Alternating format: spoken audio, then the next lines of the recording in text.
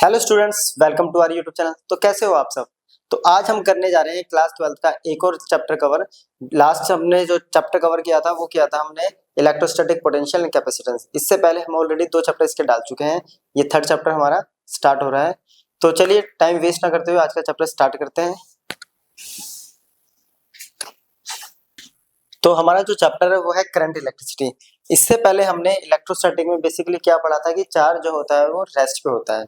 ठीक है, चार्ज जो होता है रेस्ट पे होता है और उसके हम कुछ फिनोमेनास पढ़े थे, जैसे कि इलेक्ट्रिक पोटेंशियल, कैपेसिटेंस और उससे रिलेटेड जितने भी फिनोमेनास थे वो हमने पहले इनसे पहले 2 चैप्टर्स में कंप्लीट कवर कर लिए थे। ठीक है, तो इस चैप्टर में हम जो पढ़ने वाले हैं तो चलिए स्टार्ट करते हैं। उसको समझने से पहले ये करंट इलेक्ट्रिसिटी क्या होती है इसको समझने से पहले हम लोगों ने ये तो पढ़ाई है कि जब दो बॉडी है, चार्ज बॉडी, राइट, इसका पोटेंशियल V1 है और इसका पोटेंशियल V2 है, दोनों ही चार्ज पर है और कंडीशन ये है कि V1 is greater than V2। It means इस चार्ज बॉडी का जो पोटेंशियल है वो ज्यादा है इससे, यानी ये हायर पोटेंशियल पे हो गया, ये लोअर पोटेंशियल पे हो गया। इनिशियली इसके अंदर ये अगर दोनों ऐसे ही रखे होंगे और इनके बीच में क्या है, ए है, तो क्या इन दोनों के बीच में कोई चार्ज फ्लो होगा? तो आंसर आएगा नो। इनके बीच में चार्ज फ्लो नहीं होगा क्योंकि इनके बीच में एयर एक मीडियम का काम कर रही है जो कि एक डाइलेक्ट्रिक मीडियम हो गया। अगर इसके अंदर हमें चार्ज फ्लो कराना है तो क्या करना पड़ेगा, हमें यहाँ पे एक से कंडक्टिंग वायर से कनेक्ट कर देते हैं, ये आ गया वायर। इस केस में क्या होगा, जो चार्ज होगा वो हायर पोटेंशियल से लोअर पोटेंशियल की तरफ फ्लो करने लग जाएगा, राइट। कॉमन सी बात है, ये उसमें भी बनेगा। तो हायर पोटेंशियल से लोअर पोटेंशियल की तरफ यहाँ पे ये फ्लो करने लग जाएगा। और ये कब तक फ्लो करेगा? Until V1 is equal to the V2। It mean जब तक इन दोनों का पोटेंशियल सेम नहीं हो जाता। क्लियर? तो इसे हम कहते हैं क्या, इस फिनोमेना को, यानी इस ब्रांच को जिसमें हम ये स्टडी करने वाले हैं चार्ज का फ्लो, राइट, तो उस ब्रांच को कहते हैं फिजिक्स की करंट इलेक्ट्रिसिटी, राइट। तो फिजिक्स की वो ब्रांच जिसमें चार्ज फ्लो होता है, चार्ज अब मोशन में आ गया है, उसे हम कहते हैं करंट इलेक्ट्रिसिटी। तो उसके लिए हमें क्या करना पड़ेगा, 2 डिफरेंट पोटेंशियल्स पर, ठीक है। लेकिन यहाँ पे तो क्या होगा कि पोटेंशियल इक्वल हो जाएगा, चार्ज फ्लो हो जाएगा। तो इस फ्लो कराने के लिए हम क्या कर सकते हैं, तो वो हम अब देखते हैं। चलिए, तो सबसे पहले आता है कि हमें जो फ्लो कराना है, यानी जो चार्ज फ्लो हो रहा है वो डिफरेंट डिफरेंट टाइप्स के कंडक्टर्स में कौन है कैरियर्स जो उस चार्ज को लेके जा रहे हैं, यानी चार्ज कैरियर्स कौन कौन से हैं हमारे पास, किस टाइप के कंडक्टर्स में कैसा चार्ज कैरियर्स होता है। बेसिकली बात करें तो कंडक्टर हमारे पास 3 टाइप के हो गए, सॉलिड, लिक्विड एंड गैसेस। अब बात करें सॉलिड की, तो सॉलिड मींस मेटल्स है ना, जनरली मेटल्स आ जाते हैं। अब मेटल्स की अगर बात करें तो अगर मैं एक बहुत छोटा सा एग्जांपल लूं सोडियम का, जिसका इलेक्ट्रॉन्स होते हैं उसके पास 11 और इसकी इलेक्ट्रॉनिक कॉन्फ़िगरेशन हो गई 281। वहीं मैं बात करूं किसी और की, क्लोरीन की अगर बात कर लेते हैं तो इसका होता है 17, 287। तो क्या होता है, इसके पास जो वैलेंस इलेक्ट्रॉन है वो है 1, है ना, आउटरमोस्ट शेल में इलेक्ट्रॉन है 1 और इसके पास है 7। इसको चाहिए होता है 1 और ये 1 लूज कर देगा तो इसकी वैलेंसी कंप्लीट हो जाएगी, है ना। तो इसके पास आ गया अपने पास Na+, यही Cl-। तो सॉलिड के पास तो करंट कैरियर्स कौन से हो गए, तो जो वैलेंस इलेक्ट्रॉन होते हैं, किसी भी valence electrons are the charge carriers या करंट कैरियर्स इन सॉलिड। तो किसी भी सॉलिड कंडक्टर के अंदर जो क्या होते हैं, सॉलिड कंडक्टर के अंदर जो चार्ज कैरियर्स होंगे वो उसके वैलेंस इलेक्ट्रॉन्स होंगे। फिर दूसरी बात करते हैं हम लिक्विड्स। अब लिक्विड जो होती है वो जनरली किस फॉर्म में होती है, इलेक्ट्रोलाइट की बात कर लेते हैं हम। तो लिक्विड के अंदर आ गया इलेक्ट्रोलाइट्स, राइट। अब इलेक्ट्रोलाइट्स के पास होते हैं आयंस, और आयंस होते हैं 2 तरह के, पॉजिटिव और नेगेटिव। तो जो आयंस होते हैं वो होते हैं चार्ज कैरियर्स या करंट कैरियर्स। तो ions are current carriers in liquids. ठीक है, तो ये हो गया। अब बात आती है गैसेस में। गैसेस में क्या होता है, बेसिकली जितनी भी गैसेस होती हैं जब उनको हाई पोटेंशियल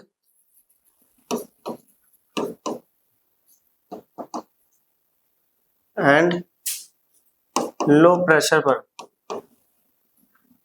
एक्साइटेड किया जाता है तो ये आयंस की फॉर्म में ब्रेक हो जाती है। अगेन आयंस अपने पास हो गया पॉजिटिव एंड नेगेटिव, तो जो ये आयंस होते हैं ये होते हैं हमारे करंट कैरियर्स। तो ions are current carriers, right. तो सॉलिड के अंदर करंट कैरियर्स होते हैं वैलेंस इलेक्ट्रॉन, और लिक्विड एंड गैस के अंदर जो करंट कैरियर्स होते हैं वो होते हैं आयंस, राइट। तो ये हो गया करंट कैरियर। करंट कैरियर्स मतलब जो करंट को लेके जाएंगे। इसके अंदर वैलेंस इलेक्ट्रॉन, जैसे कि हमने क्लास 10th में पढ़ा हुआ, इलेक्ट्रॉन के फ्लो होने की वजह से यहाँ पे हमारा क्या बनता है, करंट बनेगा। क्लियर। अब हमारे पास है कॉन्सेप्ट इलेक्ट्रोमोटिव फोर्स। स्टेटमेंट को छोड़ के पहले हम समझते हैं कि इलेक्ट्रोमोटिव फोर्स होती क्या है, देन उसको फिर स्टेटमेंट से हम समझेंगे, राइट। तो अपने पास यहाँ पे एक पहले ये टंकी है, कंटेनर है, मान लेते हैं 2 ये कंटेनर है, क्लियर। फिर 2 कंटेनर यहाँ ऐसे हैं, और फिर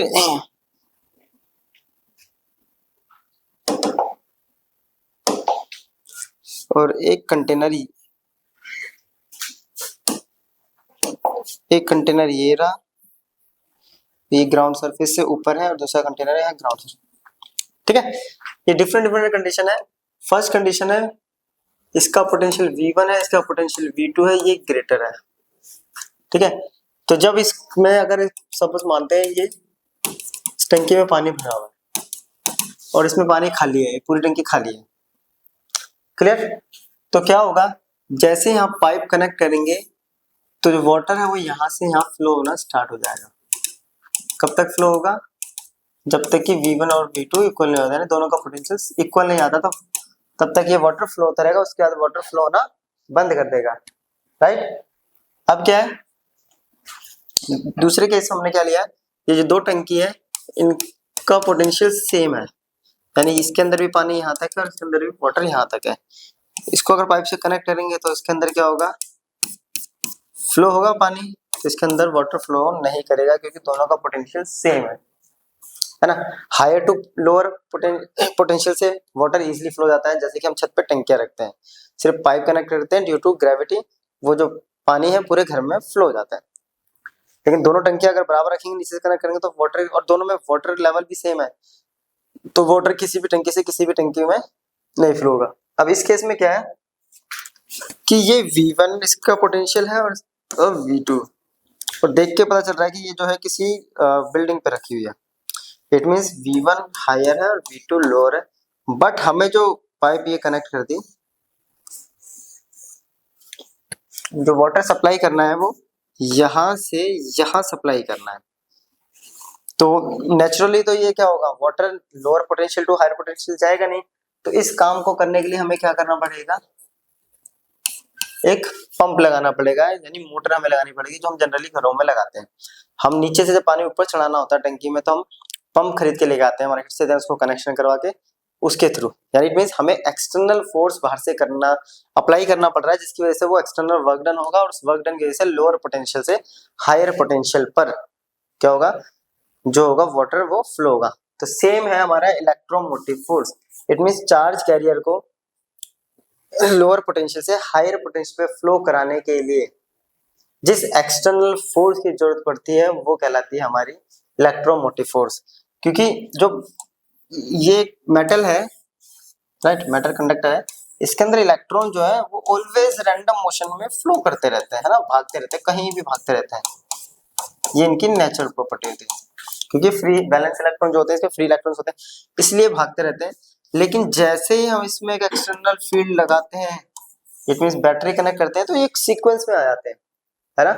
अब ये तो हायर पोटेंशियल हो गया, ये हो गया लोअर पोटेंशियल, यहाँ से जाना तो इजी हो गया, लेकिन ये चार्ज जब यहाँ से इधर जाएगा यानी लोअर पोटेंशियल, जब इसको हमें हायर पोटेंशियल पे पहुंचाना पड़ेगा तो उसके लिए एक्सटर्नल सोर्स लगाना पड़ेगा। और वही एक्सटर्नल सोर्स जो होता है वो कि किसकी फॉर्म में हो सकता है, वो बैटरी की फॉर्म में हो सकता है, इन्वर्टर्स की या जनरेटर की फॉर्म में हो सकता है। तो वो जो होता है उसे हम कहते हैं इलेक्ट्रोमोटिव फोर्स।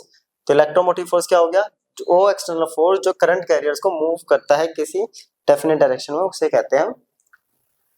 अब दूसरी स्टेटमेंट ये कहती है कि हमने क्या करा, किसी यूनिट पॉजिटिव चार्ज को लोअर पोटेंशियल से हायर पोटेंशियल पे पहुंचाने के लिए जो वर्क डन किया, वो वर्क डन कहलाता है हमारा इलेक्ट्रोमोटिव फोर्स, जिसको हम EMFP कहते हैं। बस कंडीशन ये है कि ये जो अप्लाई होता है ये ओपन सर्किट के लिए होता है। EMF जो होता है वो ओपन सर्किट में भी होता है, क्लोज में EMF नहीं होता, वो पोटेंशियल डिफरेंस होता है। अब इसकी ऐसे यूनिट होती है वोल्ट, राइट। अब वोल्ट कैसे हुई, तो जरा इसको देखो, मैं मैथमेटिकल थोड़ा समझाता हूँ। क्या कह रहा है कि EMF जो है इसका सिंबल हो गया E, राइट, वर्क डन पर unit test charge, right.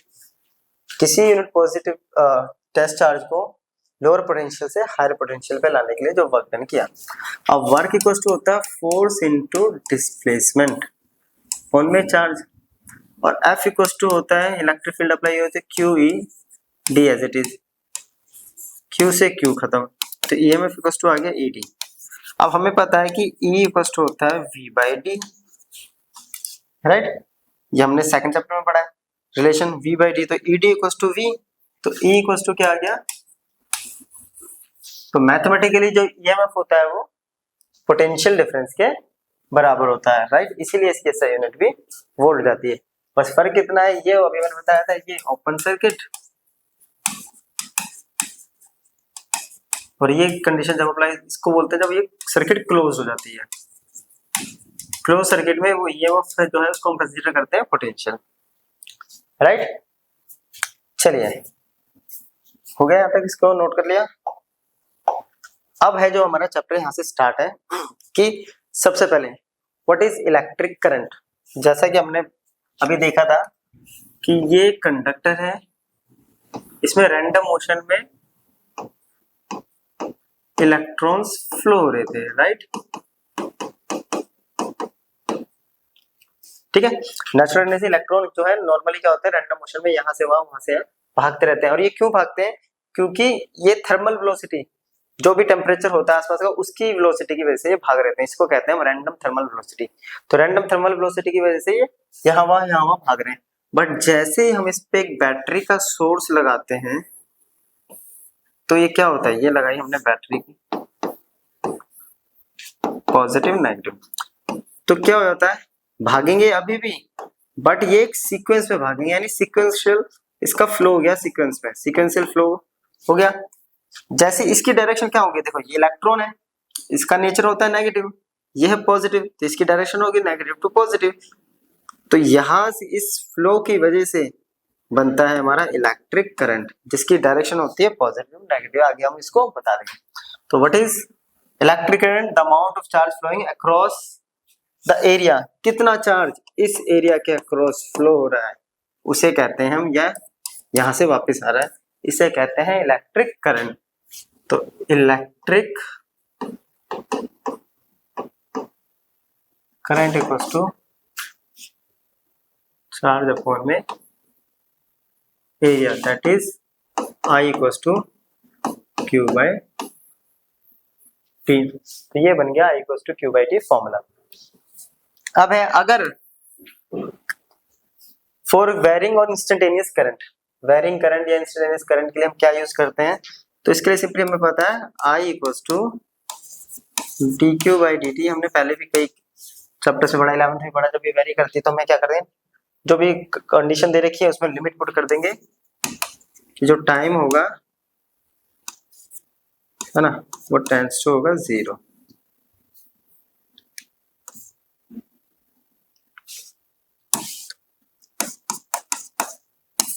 Time बहुत छोटे टाइम पे जो चार्ज फ्लो हो रहा है वो हो रहा है, उसकी वजह से जो करंट बनेगा वो आएगा dQ/dt, यानी हम डिफरेंशिएशन कर देंगे dQ का Q का विद रिस्पेक्ट टू टाइम, तो हमारे पास यहाँ पे इलेक्ट्रिक करंट आ जाएगा।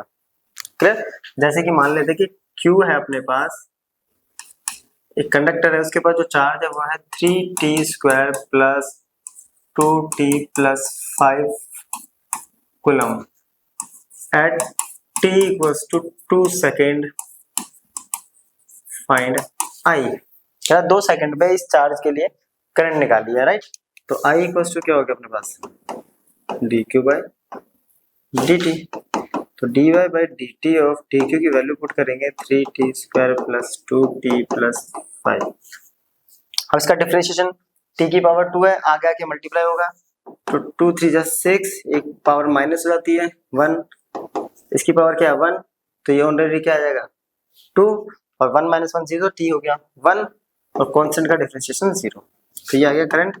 अब टाइम दे रखा था t इक्वल्स टू 2 सेकेंड, तो पुट करेंगे 6 इंटू 2 प्लस 2 12 प्लस 2 तो 14 एम्पियर, राइट। तो ये हो गया है करंट। तो ऐसे निकालेंगे हम करंट अगर किसी फंक्शन की फॉर्म में दे रखा हो, टाइम के फंक्शन में। आता है क्लियर? चलिए अब बात आती है कि करंट की एसआई यूनिट क्या होती है। तो करंट की एसआई यूनिट होती है ampere,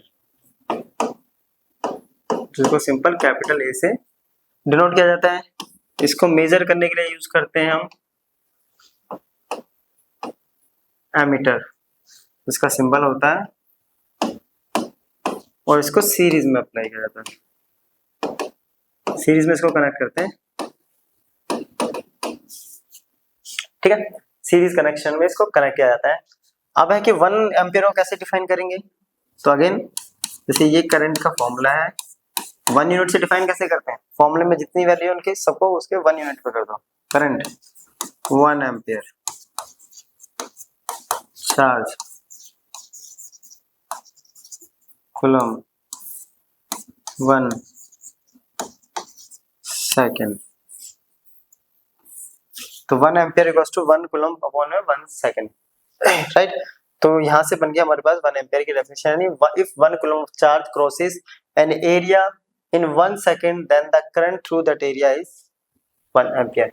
it means 1 coulomb charge अगर किसी एरिया को 1 सेकंड में क्रॉस करता है तो इट मींस उसने कितना करंट बनाया है, तो 1 एम्पियर करंट उसने बनाया है। क्लियर यहाँ तक?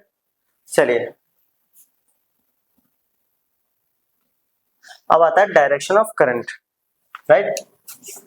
जो फ्लो ऑफ इलेक्ट्रॉन था हमारा, उसकी डायरेक्शन क्या थी,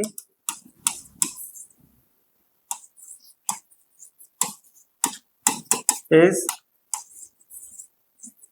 negative to positive, right. Electron जो है वो पॉजिटिव की तरफ ही भागेंगे, clear. But direction of current is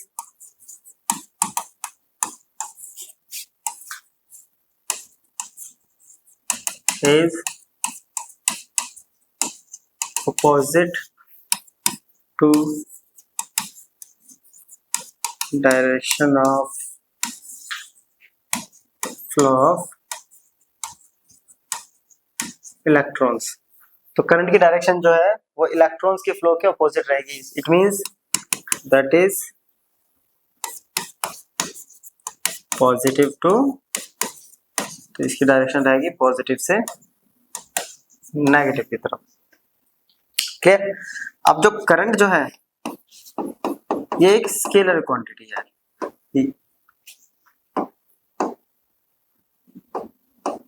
अब माइंड में ये आता है कि हम यहाँ पे डायरेक्शन बता रहे हैं पॉजिटिव टू नेगेटिव, है ना, और बोल स्केलर रहे हैं, तो ये कैसा लॉजिक है, स्केलर क्वांटिटी है बिकॉज क्यों है, it does not follow law of vector addition, it simply follow law of algebra। ये वेक्टर एडिशन के लॉ को फॉलो नहीं करता है। कैसे, तो वो दिखाता हूँ। मान लेते हैं ये एक वायर आई, इसमें 5 एम्पियर करंट है, ये एक वायर आई, इसमें 3 एम्पियर करंट है, ये एक वायर आई, इसमें 2 एम्पियर करंट है, और इन तीनों को यहाँ पे ज्वाइन किया और एक वायर यहाँ बना दी इसमें ज्वाइन किया। तो इसके पास जो करंट जाएगा वो आएगा 5 + 3 + 2 कितना हो गया, तो 10 एम्पियर करंट इसके पास जाएगा, जो कि सिंपली अलजेब्रा का रूल कहता है ना।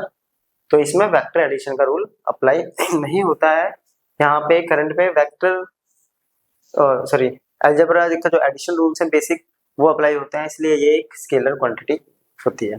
क्लियर? अब इस पे कुछ क्वेश्चंस कर लेते हैं पहले हम, सिर्फ अभी तक जो टॉपिक्स हैं इलेक्ट्रिक करंट पे, ठीक है, और क्लियर हो जाएगा टॉपिक हमें। तो हमारा पहला क्वेश्चन है 10⁻20 electrons each having a charge of 1.6 into 10⁻19 coulomb pass from a point A towards another point B in 0.1 second. What is the current in amperes? क्या कह रहा है, इतने इलेक्ट्रॉन्स हैं, उनके पास हर इलेक्ट्रॉन के पास इतना चार्ज है और वो एक पॉइंट ए से बी की तरफ जा रहे हैं 0.1 सेकंड में, तो करंट क्या होगा। तो सबसे पहले जो डेटा दे रखा है वो लिख लेते हैं। नंबर ऑफ इलेक्ट्रॉन हमें दे दिया यार 10⁻20, चार्ज जो है वो दे दिया है ये, और टाइम अपने पास है ये। अब करंट इक्वल्स टू होता है Q/T, है ना, Q/T। Clear clear clear, sorry charge नहीं दिया, ये इलेक्ट्रॉन का चार्ज दिया है, राइट। और Q इक्वल्स हमने पढ़ा है क्वांटाइजेशन में, फर्स्ट है Ne होता है, Q equals to Ne, T as it is N 10⁻20 E 19 0.1। Clear?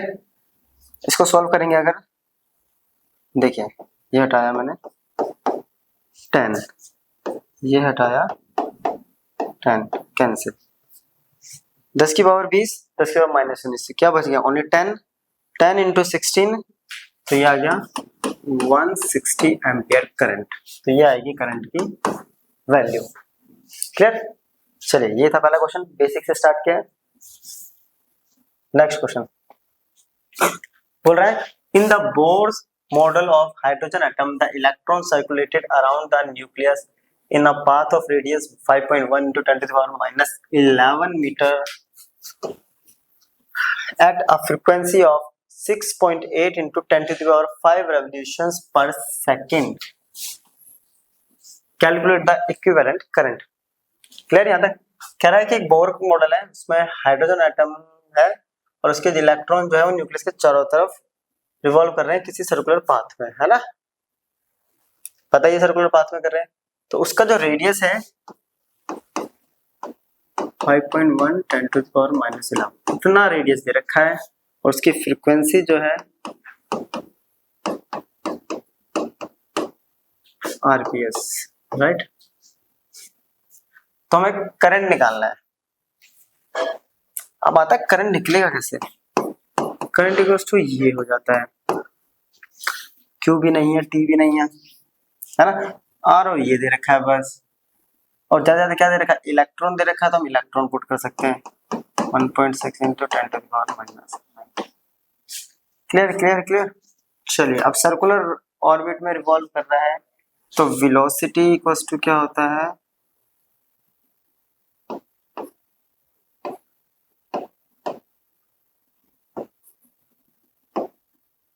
Circumference upon में टाइम, और सर्कमफ्रेंस अपॉन में टाइम, तो टाइम यहाँ से आ गया, सर्कमफ्रेंस होता है 2πr, नीचे आ गई वेलोसिटी।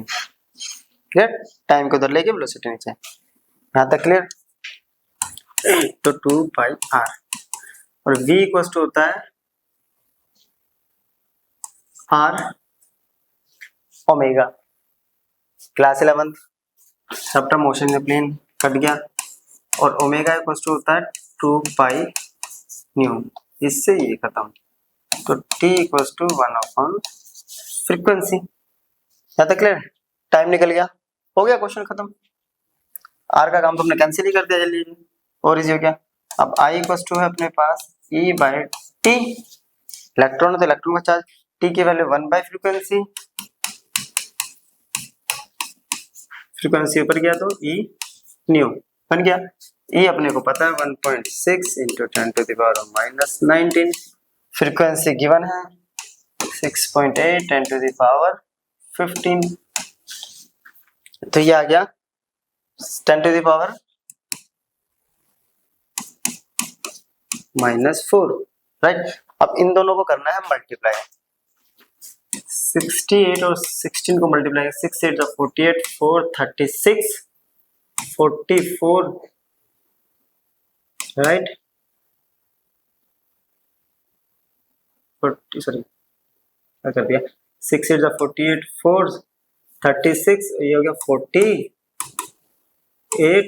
6 8 8 0, ये आ गया 10.88, राइट। ज्यादा ज्यादा क्या कर सकते हैं हम इसको स्टैंडर्ड फॉर्म में लिख सकते हैं, ये पॉइंट यहाँ शिफ्ट करना पड़ेगा, इसको हटाएंगे इसको शिफ्ट कर देंगे तो आंसर अपना आ जाएगा। वैसे आंसर आ चुका अपना इतना एम्पियर, और स्टैंडर्ड फॉर्म में करना हो तो उसको कर सकते हैं, क्लियर। ये हो गया अपना आंसर, क्लियर यहाँ तक। चलिए नेक्स्ट क्वेश्चन बोल रहा है figure shows a plot of current I through the cross section of a wire over a time interval of 10 second, find the amount of charge that flows through the wire during this time period. ठीक है, क्या निकालना है, charge. ये graph दे रखा है आई versus time का, ठीक है, करंट वर्सेस टाइम का, और कह रहा है 10 सेकेंड यहाँ तक इसमें कितना चार्ज फ्लो हो रहा है ये बताना है। तो सबसे पहले हम करते हैं, देखिए बेसिकली इसको ना थोड़ा सा एक्सप्लेन करते हैं। अभी आई इक्वल्स टू होता है हमारे पास क्या, D Q by D T, तो डी क्यू इक्वल्स टू हो गया आई डी टी, राइट। अगर इसमें हम एक स्ट्रिप ले गए, ये हमने एक स्ट्रिप ले ली है, ठीक है, ये ए बी सी डी, तो ये जो ए डी है ये हो गया आई, है ना। तो इट मीन्स अगर मुझे डी क्यू निकालना है तो मुझे इंटीग्रेशन करना पड़ेगा आई डी टी का, लेकिन यहाँ तो आई की वैल्यू भी पता होनी चाहिए पहले, तो वेरी कर रही है बहुत ज्यादा। तो इस केस में क्या करेंगे, देखिए आई गोस टू क्या है, A D D T equals to क्या है, सी डी। तो लेंथ इंटू ब्रेथ क्या बन रहा है, ये एरिया ऑफ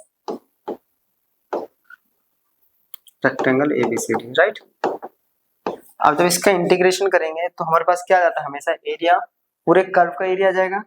तो आई इक्वल्स टू क्या हो गया, सॉरी आई नहीं सिर्फ क्या था, क्यू का, तो क्यू इक्वल्स टू आ गया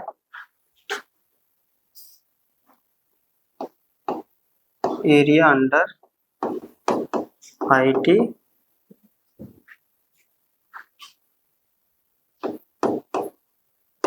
area under current versus time period का, पीरियड कर्व का एरिया निकालेंगे, इसका एरिया निकालेंगे पूरे का, तो हमारे पास क्या आ जाएगा, चार्ज आएगा, है ना। अब एरिया की बात करें तो पहले तो इसको समझेंगे, बॉडी शेप अगर दे रखी है तो ये बॉडी शेप कैसी है, ये पैरेलल है, ये पैरेलल है, तो नॉन पैरेलल है। इस बॉडी शेप को हम क्या बोलते हैं, ट्रेपेजियम। तो area of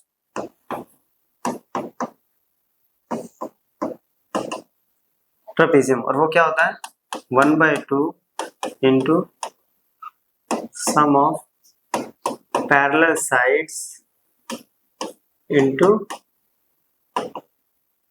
height, sum of parallel sides into height. अब पैरेलल साइड्स की बात करें तो पहली पैरेलल साइड तो होगी ये वाली, दूसरी होगी यहाँ से यहाँ, तो ये कितनी होगी है,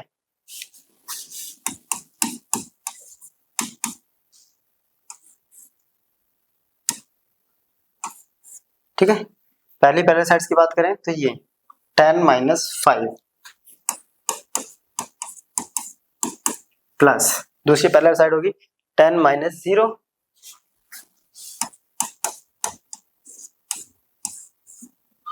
इंटू हाइट, हाइट हो गई ये, तो ये है 5-0,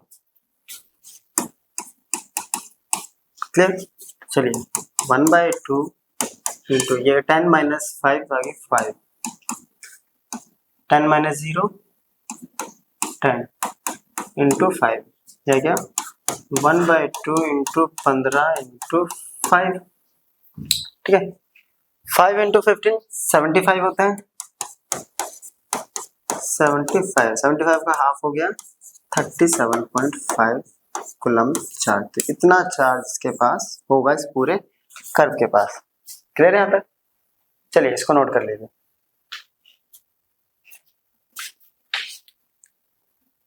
तो नेक्स्ट क्वेश्चन अपना, the charge flowing in a conductor varies with time as q equals to 80 minus 1 by 2 bt square plus 1 by 6 ct cube, where a, b, c are positive constant. Then find first the initial current, second the time after which the value of current reaches a maximum value, third the maximum or minimum value of current.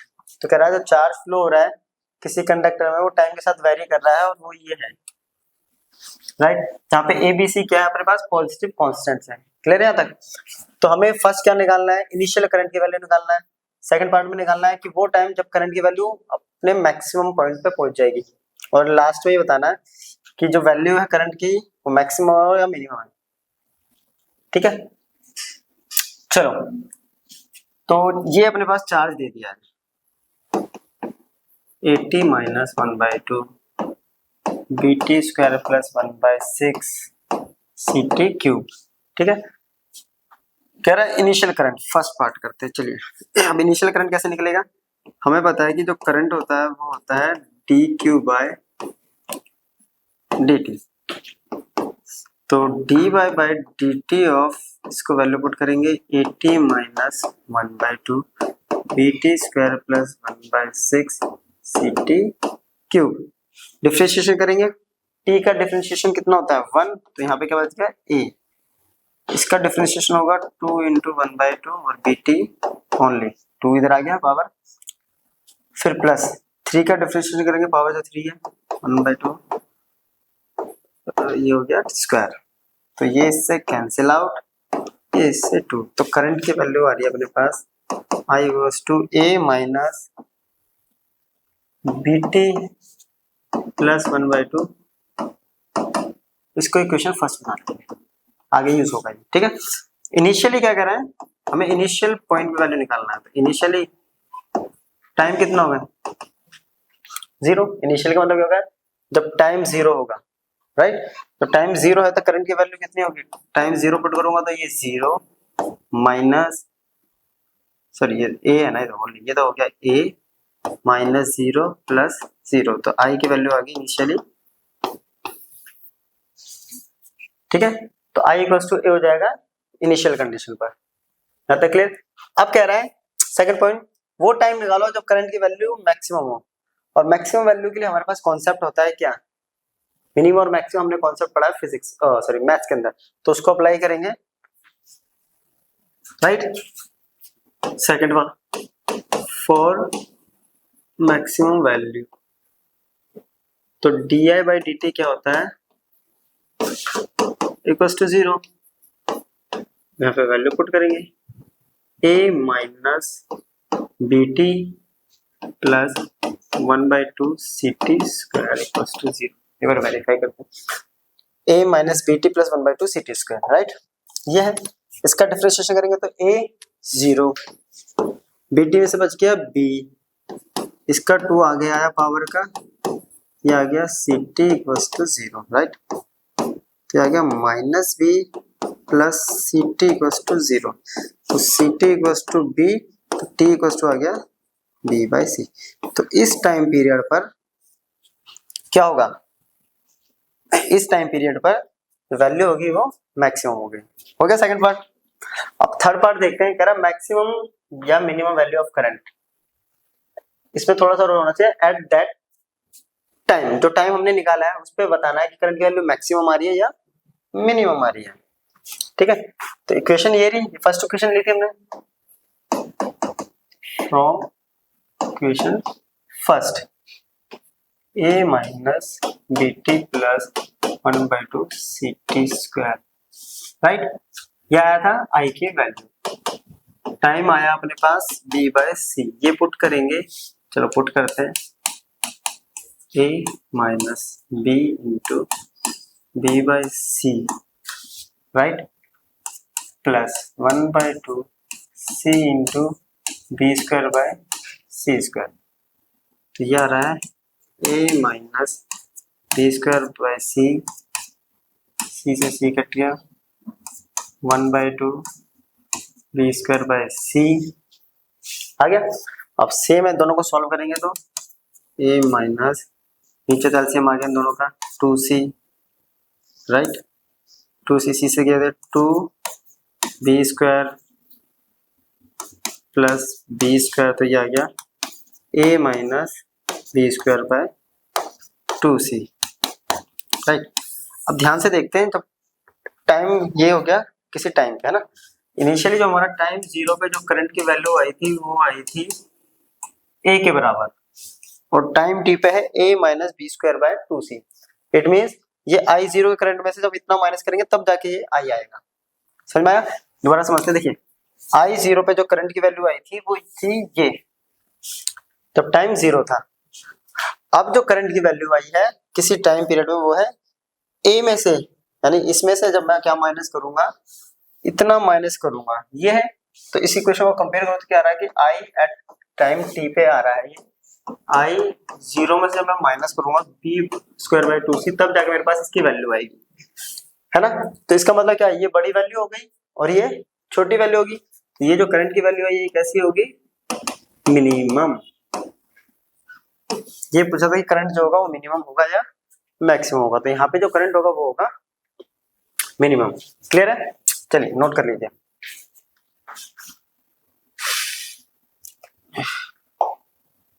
चलिए next topic अपना drift velocity. इसको समझते हैं, interesting topic है और बहुत ज्यादा important topic है ये, ठीक है। इसका जो अभी ड्राइव करेंगे वो जनरली सीबीएसई में काफी टाइम्स पूछा गया है, ठीक है, और जो कॉन्सेप्ट बना है उससे काफी न्यूमेरिकल्स में हेल्प मिलने वाली है। तो ड्रिफ्ट वेलोसिटी अगेन फिर से कंडक्टर,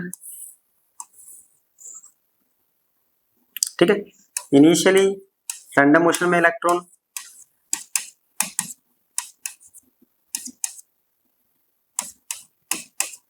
ठीक है। क्या होता है इनिशियली, जो पहले भी बताया था मैंने, जो इलेक्ट्रॉन्स होते हैं वो रैंडम मोशन में होते हैं। तो 1 मीटर क्यूब में लगभग किसी भी मेटल के पास 1 मीटर क्यूब में 10⁻29 पर मीटर क्यूब इतने नंबर ऑफ इलेक्ट्रॉन्स होते हैं, ठीक, इतने नंबर ऑफ इलेक्ट्रॉन्स जो है इसके पास है। और ये रूम टेम्परेचर पे जो है इनकी स्पीड हो जाती है ऑलमोस्ट 10⁵ के आसपास, ठीक है। तो उसको चलिए हटा देते हैं। तो ये होता है, अब क्या होगा, ये इतने इलेक्ट्रॉन्स हैं इतने सारे, अब इनके पास क्या है, रैंडम वेलोसिटी है। कौन सी वेलोसिटी है, random thermal velocity, right. Thermal velocity मतलब ये अपने आप क्या है, रूम टेम्परेचर पे ये भाग रहे हैं, है ना। लेकिन अब क्या होगा कि रैंडम थर्मल वेलोसिटी जब ये भाग रहे होते हैं तो जितने इलेक्ट्रॉन किसी डायरेक्शन में, मान लो एक इलेक्ट्रॉन अगर ऐसे भाग रहा है तो उसी टाइम उसके ऑपोजिट भी एक इलेक्ट्रॉन भाग रहा होगा, जिसकी वजह से इनकी नेट वेलोसिटी कैसी हो जाती है, 0। यानी 10⁹ इलेक्ट्रॉन्स हैं, मान लेते हैं 1 मीटर क्यूब से क्रॉस कर रहे हैं, तो इसका आधा मान लेते हैं, या इसका अगर 10⁹ इधर भाग रहे हैं तो 10⁻29 उधर भाग रहे होंगे अपोजिट के, जिसकी वजह से इनका जो नेट इफेक्ट होता है वो 0 हो जाता है। इसलिए इनका जो कॉन्स्टिट्यूशन होता है, करंट में जो पार्टिसिपेशन नहीं हो पाता, राइट। अब क्या करा हमने, इस कंडक्टर को एक एक्सटर्नल इलेक्ट्रिक फील्ड में कनेक्ट करा, तो जिसकी वजह से ये इलेक्ट्रॉन क्या होंगे, इसकी तरफ खींचने लग जाते हैं, ये इसको खींचेगा अपनी तरफ, राइट, ऐसे खींचेगा। तो जिस स्पीड से ये इसको खींच रहा है वो स्पीड कहलाती है ड्रिफ्ट वेलोसिटी, है ना। जिस वेलोसिटी से ये खींच रहा है उसको कहते हैं ड्रिफ्ट वेलोसिटी, क्योंकि ये इसको घसीट रहा है अपनी तरफ, मजबूर कर रहा है इनको। ये तो रैंडम मोशन में अच्छे खासे घूम रहे थे, फिर हमने फील्ड लगाई, बैटरी लगाई, वो इनको अपनी तरफ घसीट रहा है। घसीटे होता है ड्रिफ्ट करना, है ना। और जिस वेलोसिटी से ये घसीट के आ रहे हैं पॉजिटिव टर्मिनल की तरफ, उसे कहते हैं ड्रिफ्ट वेलोसिटी। तो ड्रिफ्ट वेलोसिटी क्या होगी, the average velocity with which the free electrons, ये वाले, gets drifted toward the positive end of a conductor under the effect of an external field. Clear हुआ? चलिए अब इसका ड्राइव स्टार्ट करते हैं। तो मान लेते हैं लेट जो U1 है, U2 है और UN are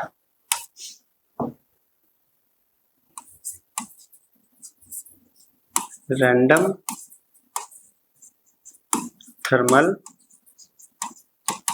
velocity of n free electrons.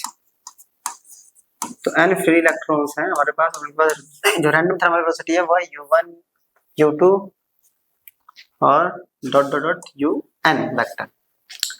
Clear याद है? अब जैसे इसमें हम क्या करेंगे, एक्सटर्नल फील्ड लगाएंगे तो उससे कुछ इफेक्ट होगा। अब इससे जो एवरेज थर्मल वेलोसिटी आएगी वो कितनी आएगी, जैसे मैंने बताया था एक दूसरे को ये क्या करते हैं, इफेक्ट को कैंसिल कर रहे होते हैं। तो u1 vector plus u2 vector plus u3 vector plus dot dot dot un vector upon में आ गया n, ऐसे ले लो या स्मॉल n ले लो, है ना। तुमने स्मॉल लिया तो इक्वल्स टू आ गया 0। इक्वेशन फर्स्ट बना देते हैं, तो याद रखेंगे। अब जैसे ये तो हो गया इस केस के लिए, इस केस के लिए। अब जैसे इस पे हमने एक्सटर्नल फील्ड लगाई तो इसमें इलेक्ट्रिक फील्ड की वजह से इस पे फोर्स अप्लाई होने लग गया ना, जो फोर्स क्या होगी F इक्वल्स टू QE। इसको नोट कर लिया। On applying external electric field, तो फोर्स एक्सपीरियंस कितना होगा, बेसिकली होता है Q इंटू E, है ना। बेसिक फॉर्मूला ये होता है जब इलेक्ट्रिक फील्ड में रखते हैं किसी चार्ज पार्टिकल को, और यहाँ पे E की जगह Q की जगह आ जाएगा इलेक्ट्रॉन का चार्ज,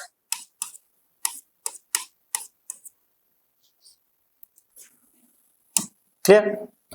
अब जब ये ड्रिफ्ट कर रहा है तो यहाँ पे यानी मूव कर रहे हैं, है ना, और जब मोशन में होता है तो फोर्स इक्वल्स टू m में भी होता है, राइट। तो यहाँ से एक्सेलरेशन कितना आ गया माइनस e वेक्टर अपॉन में m, क्वेश्चन 2, ठीक है। अब देखो इनिशियल वेलोसिटी है एक रैंडम जो थर्मल वेलोसिटी है, जो इनिशियल वेलोसिटी है इलेक्ट्रॉन की वो है u1, ठीक है। किसी टाइम t के बाद उसकी वेलोसिटी कितनी हो जाएगी, तो उसके लिए लगाएंगे हम इक्वेशन ऑफ मोशन। तो वही कंडीशन है अपने पास, after time τ1 the velocity of electron will be, तो कितनी होगी v vector equals to u1 vector plus a τ1, right. v equals to u plus at, हमें टेम्परेचर माना टाउ, टाउ टेम्परेचर कौन सा आता है तो उसको भी बताते हैं हम। तो देखिए ये एक इलेक्ट्रॉन है, राइट, ये यहाँ किसी इलेक्ट्रॉन से टकराया होगा, राइट। टकराने के बाद वापस मान लो ये गया और एक दूसरे बार किसी और से, फिर किसी और से टकरा रहा है, तो इसके इस टक्कर और इस टक्कर यानी इन दो कॉलिजन के बीच का जो टाइम होता है उसे हम कहते हैं ये टाउ यानी रिलैक्सेशन टाइम। जिस टाइम ये इनके बीच में कोई कॉलिजन नहीं हो रहा, रिलैक्स होके ये घूम रहा है, तो उसे कहते हैं रिलैक्सेशन टाइम, क्लियर। तो रिलैक्सेशन टाइम समझ में आया, जब इलेक्ट्रॉन क्या हो रहा है, कोई भी दो कॉन्जिक्यूटिव जो कॉलिजन हुआ है उसके बीच का जो टाइम पीरियड होता है उसे कहते हैं रिलैक्सेशन टाइम पीरियड, ठीक है। ये हो गया। सिमिलरली v2 क्या होगा अपने पास,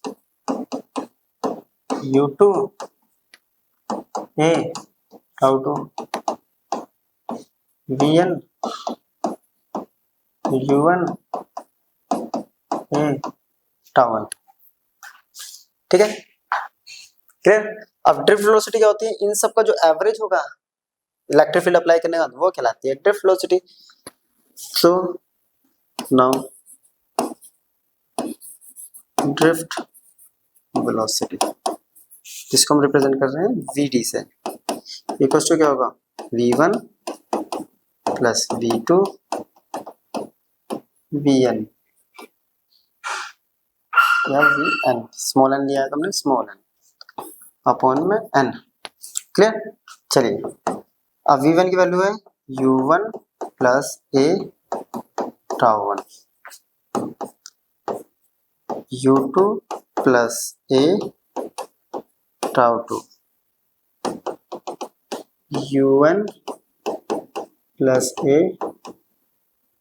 टाउ एन और अपॉन में आ गया स्मॉल एन। अब इन सबको सेपरेट कर देते हैं। सेपरेट मीन्स u वाली टर्म से एक तरफ और ए और टाउ एक तरफ, ठीक है, ये ब्रैकेट है। तो कैसे करेंगे, यहाँ करते हैं, ठीक है, u1 plus u2 plus dot dot dot un हो गया अपॉन में n। यहाँ से a ले लिया क्योंकि a सबके पास क्या है, सब एक ही वेलोसिटी से यानी एक ही कांस्टेंट एक्सेलरेशन से मूव कर रहे होंगे, ठीक है। यहाँ आ गया टाउ1 टाउ2 dot dot dot tau n upon में n, ठीक है। अब ये जो था हमने पढ़ा था इक्वेशन फर्स्ट से, ये होता है 0, तो ये आ गया a और इसको हमने मान लिया टाउ, राइट, ये था vd। टाउ क्या अभी बताऊंगा मैं आपको, तो vd इक्वल टू आ गया, ठीक है, यहाँ तक हो गया। एक बार से नोट कर लीजिए फिर मैं आगे करता हूँ। तो टाउ क्या हो गया, ये जो हर इलेक्ट्रॉन का जो रिलैक्सेशन टाइम था उसका जो एवरेज होता है वो कहलाता है हमारा एवरेज रिलैक्सेशन टाइम, ठीक है। तो where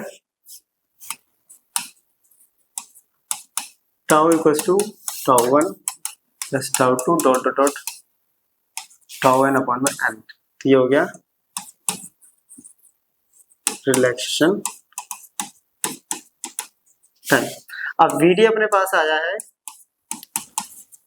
a vector into tau, right, और a वेक्टर की वैल्यू देखिए हमने यहाँ निकाली थी minus E capital E upon में m। तो vd हो गया minus E capital E into tau upon में m। तो ये आ गया अपने पास ड्रिफ्ट वेलोसिटी का कॉन्सेप्ट। तो एक बार फिर से एक बार इसको नोट करेंगे, यहाँ से पहले यहाँ से एक बार नोट करना स्टार्ट करिए, क्लियर। देन उसके बाद ये पेज यहाँ से, उसका लिए लास्ट स्लाइड जो कि है ये, क्लियर यहाँ तक। अब आता है आपका रिलैक्सेशन टाइम, जैसे कि मैंने बताया, तो वो एवरेज टाइम जब इलेक्ट्रॉन्स क्या कर रहा है, कोलाइड कर रहा है, और कोलाइड करने के बाद जो बीच में जो टाइम पीरियड बचता है वो होता है रिलैक्सेशन टाइम। और इतने सारे इलेक्ट्रॉन्स है तो एक का टाइम कंसीडर करेंगे नहीं, हमने सबका एवरेज निकाल लिया, तो वो एवरेज टाइम कहलाता है हमारा रिलैक्सेशन टाइम। और इसके लिए शॉर्टकट में दे भी रखा है ना, the average time between two successive collision, जिसकी वैल्यू क्या आई थी, टाउ इक्वल्स टू टाउ1 टाउ2 dot dot dot tau n upon में n, क्लियर है यहाँ तक। चलिए अब नेक्स्ट टॉपिक अपने पास मोबिलिटी, राइट। अब मोबिलिटी क्या होता है, magnitude of drift velocity of charge per unit electric field. It means जब हमने इलेक्ट्रिक फील्ड अप्लाई करी थी यहां से, तो ये जो इलेक्ट्रॉन क्या कर रहे हैं, मूव कर रहे हैं, ठीक है। Electron means charge carrier move कर रहे हैं कहां से यहाँ तक, उनका जो मैग्नीट्यूड होता है पर क्रॉस कर रहे हैं किसी उसको मैग्नीट्यूड को कहते हैं मोबिलिटी, यानी कितनी स्मूथली या कितनी हार्ड फोर्सली वो मूव कर रहे हैं उसे हम कहते हैं मोबिलिटी। इसको रिप्रेजेंट करते हैं म्यू से, ठीक है। क्या कह रहा है, ड्रिफ्ट वेलोसिटी अपॉन में इलेक्ट्रिक फील्ड, ये बन गया बेसिक फॉर्मूला इसका, है ना, ड्रिफ्ट वेलोसिटी अपॉन में इलेक्ट्रिक फील्ड। अब ड्रिफ्ट वेलोसिटी का फॉर्मूला था ई टाउ अपॉन में m इंटू ए, ये कैंसिल, तो ये आ गया E tau by m, clear. और ये इसकी एसआई यूनिट होती है metre square second inverse volt inverse, या मीटर सेकंड इनवर्स न्यूटन पर न्यूटन कूलम। तो ये एसआई यूनिट हो गया, छोटा सा टॉपिक था। जनरली ये कॉन्सेप्ट और ये वाला कॉन्सेप्ट यूज होता है न्यूमेरिकल्स में। Next topic, relation between current and drift velocity. ये है आपके पास इंपॉर्टेंट टॉपिक, ठीक है। हमें रिलेशन निकालना है ड्रिफ्ट वेलोसिटी और किस किस के बीच में, और करंट के बीच में। तो चलिए, तो बेसिकली हम बनाते हैं कंडक्टर, ये लिया हमने कंडक्टर और इसको अप्लाई करा इलेक्ट्रिक फील्ड के साथ, ये हो गई इलेक्ट्रिक फील्ड, राइट। यहां से फ्लो करेगा आई, तो ये जो इलेक्ट्रॉन है ये ऐसे वीडी वेलोसिटी से मूव करेगा, इसकी लेंथ है एल और एरिया ऑफ क्रॉस सेक्शन हो गया ए। सिंपल सा एक कंडक्टर है, area of cross section A, length L है। जैसे इस पे हमने अप्लाई किया इलेक्ट्रिक फील्ड, तो ये इसकी तरफ ड्रिफ्ट होने लग गया है इलेक्ट्रॉन, राइट। तो चलिए अब सबसे पहले इसका वॉल्यूम कितना होगा, वॉल्यूम ऑफ कंडक्टर, सिंपल से क्या होगा, एरिया इंटू लेंथ। एरिया को लेंथ से मल्टीप्लाई कर दो, अपने पास वॉल्यूम आ जाएगा, ये लेंथ है, राइट। अब आता है कि इसके पास कितना चार्ज कंटेन होगा, जितना इसका वॉल्यूम होगा उतने नंबर ऑफ इलेक्ट्रॉन से मल्टीप्लाई कर देंगे, इसके बाद इतना ही चार्ज होगा। तो टोटल है ना,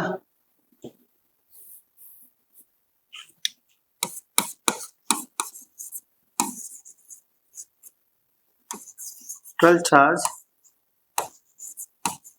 कंटेन बाय कंडक्टर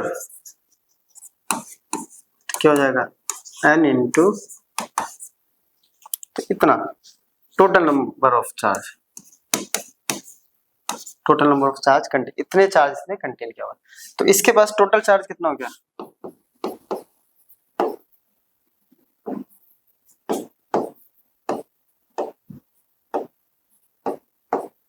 हमने पढ़ा है Q इक्वल टू होता है ना, ये हो गया मतलब एन ई, ये हो गया n इंटू ई से मल्टीप्लाई करते हैं, टोटल नंबर ऑफ चार्ज मान लो ये अगर n है कैपिटल, तो ई इलेक्ट्रॉन्स क्वांटाइजेशन ऑफ चार्ज ये बड़ा है, क्लियर। तो कितना हो जाएगा टोटल चार्ज अपने पास, Q equals to A L into E, तो ये आ गया एन ए एल ई, यहाँ तक आ गया चार्ज। अब हमें निकालना है करंट, तो हमें पता है कि करंट जो होता है वो होता है Q बाई टी। Q तो निकाल लिया हमने, लेकिन T नहीं है। अब इसके बीच में ऐसे मूव कर रहा है, तो अपन लोगों ने पढ़ा हुआ है कि स्पीड इक्वल्स टू होता है डिस्टेंस अपॉन टाइम, और हमें यहाँ पे स्पीड यानी वेलोसिटी भी करनी है, डिस्टेंस या डिस्प्लेसमेंट होना है ना, और वेलोसिटी भी इंट्रोड्यूस करनी है, तो ये कॉन्सेप्ट लगा दिया v इक्वल्स टू, तो टाइम इक्वल्स टू क्या हो गया, डिस्टेंस अपॉन वेलोसिटी। चलो डिस्टेंस कितना होगा l और वेलोसिटी है vd, राइट। अब इस वैल्यू को यहां पुट कर देंगे,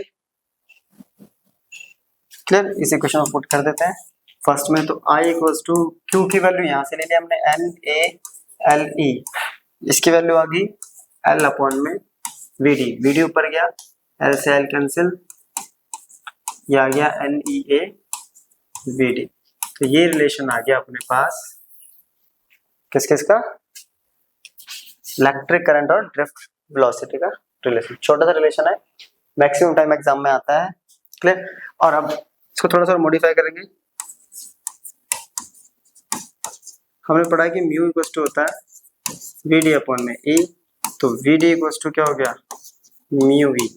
VD की जगह हम यहाँ क्या पुट कर सकते हैं, तो अगर मोबिलिटी के टर्म में निकालना हो तो ये हो जाएगा, क्लियर। चलिए नोट करिए इसको। Next topic, correct current density.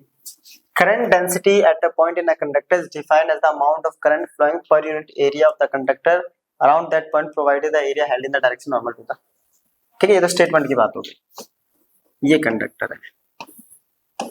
अब जनरली जब हम बात करते हैं मास डेंसिटी की, तो क्या होता है,